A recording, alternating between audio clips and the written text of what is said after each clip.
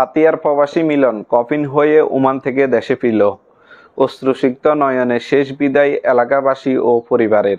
5 বছর আগে ভাগ্যের চাকা পরিবর্তনে ওমান পাড়ি দিয়েছিলেন মোহাম্মদ মিলন। সমুদ্রে মাছ শিকার করে স্বাবলম্বী হয়েছিলেন তিনি।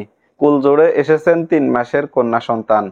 জন্মের পর সন্তানকে দেখতে আসার কথা থাকলেও ওমান সাগর স্পিরিটবোট দুর্ঘটনায় নিহত হয়ে অধরা স্বপ্নের মৃত্যু ঘটল তার।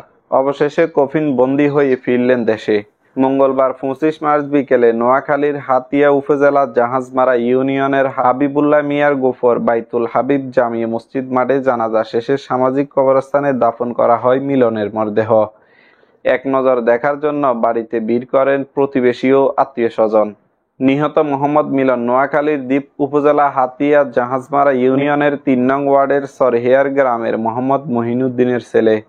স্থানীয় সূত্রে জানা যায়, পরিবারের মুখে হাসি ফুটাতে 5 বছর আগে ওমানে যান মিলন।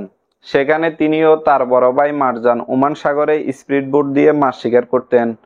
গত বুধবার 19 মার্চ সকালে ডুকুম জাহারঘাট এলাকায় স্পিডবোট থেকে পা পিছলে সাগরে পড়ে যান তিনি। অনেকক্ষণ পর তার নিথুর দেহ ভেসে ওঠে।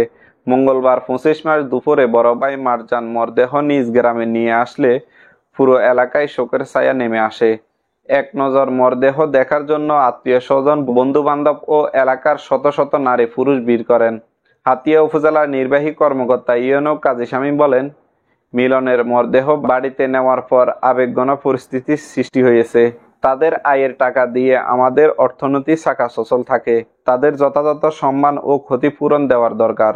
আমি বিষয়টি ঊর্ধ্বতন কর্তৃপক্ষের সাথে আলোচনা করে সহযোগিতার ব্যবস্থা করব।